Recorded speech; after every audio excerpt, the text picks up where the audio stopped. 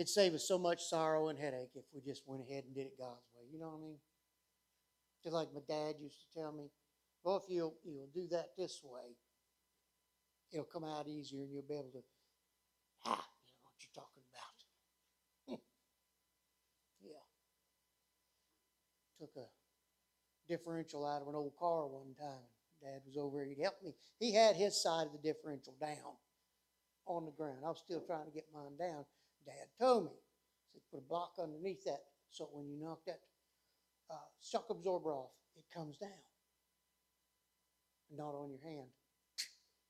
I reared back down. Whap! Down it came all right. Split that thumb in a couple of places and just had to have it stitched up. And it was a mess for a long time. All I can say is if I'd just listened to Dad, that wouldn't have happened. God's the same way. If you just listen to God, those kind of things won't happen because He'll make sure that it's done the right way. That's what I said when I told you about the check engine light. You have a check engine light. It's not like that one that's in the car, and it's not going to come on and brighten up. But there's a check engine light, and it's called guilt. It's called guilt. And when you feel that check engine light come on, it's time to take it to the service center. And that service center is right up here. That's the service center for Christians. I worked in the dealerships. I worked on cars long enough to know. When that service engine light comes on, we have to go through a whole bunch of stuff just to get it fixed. Well, when the service engine light comes on in your heart today, you can come to God. You don't have to go to the service center. You can come to God. God will take care of it. Whereas in the service center, hey, well, it might take us a couple of days to figure it out. Mechanics know what I'm talking about. Service light's on. Oh, that's not a problem, is it? Yeah. It can be a major problem. When the service engine light comes on in the heart, it's a major problem. Take it to God. Let Him deal with it because He'll take and wipe all those codes out. Now, we can wipe the codes out with a code reader, but that doesn't fix the problem. God will not only wipe out the codes, but He will fix the problem. That's something people don't understand in today's society. I try to keep everything as simple as I possibly can. I'm broke, God fix me. That's simple.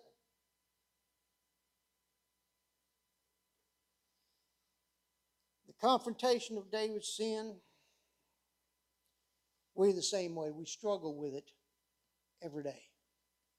Oh, John will tell you real quick, I watch so much news, and then when I'm done, I don't want to watch it anymore. It is so angry, it's so frustrating to see what's going on in the world today. It's a disaster. But all I can do is ask God to fix it. I put it in my prayers before dinner, before bed. God, please watch over this crazy country that we live in. Make it whole again.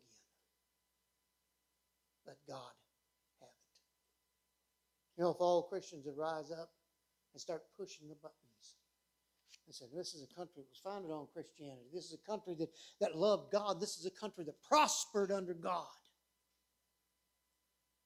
We want it back. That's what we've got to do. Just as David, for a year, cried and he moaned and he was frustrated about it. He hid it in his heart.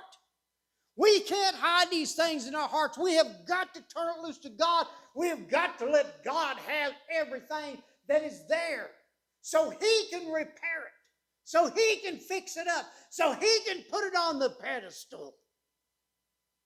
I would like for us to be that shining light in the world once again. The great nation that loved everybody. But we're becoming a nation that is hated among the world. God will use the same tactics in your life that He's used in David's. I'm not going to hold you much longer. There's so much to this message today. I could go on and on and on, but it's just that we have to be able to dig ourselves out of that dark place when we go see. We seek God to get out of that dark place. Like I said, we've all been in. And today, when I give this invitation here today, I want to see you come down. If there's something that's on your heart that's burdening you, bring it down here. Don't leave it. Let God have it. Because if you try to fix it, you're going to wire it up wrong. You're going to burn it up. You're going to break it. Let God fix it. He's the one who built you. He knows exactly where every nut and bolt goes. He knows where all the electrical wires go. He knows where everything is at, and He can repair it.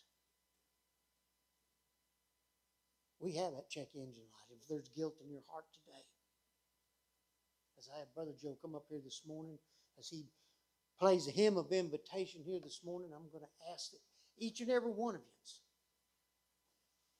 you come forward today. Let God have these problems that you have in your heart. And if you're living and you feel as though you're living in a dark time, don't hesitate. Let God have it. God fixed David, and He will fix you. He turned Saul around. Let's all stand this morning with heads bowed and eyes closed.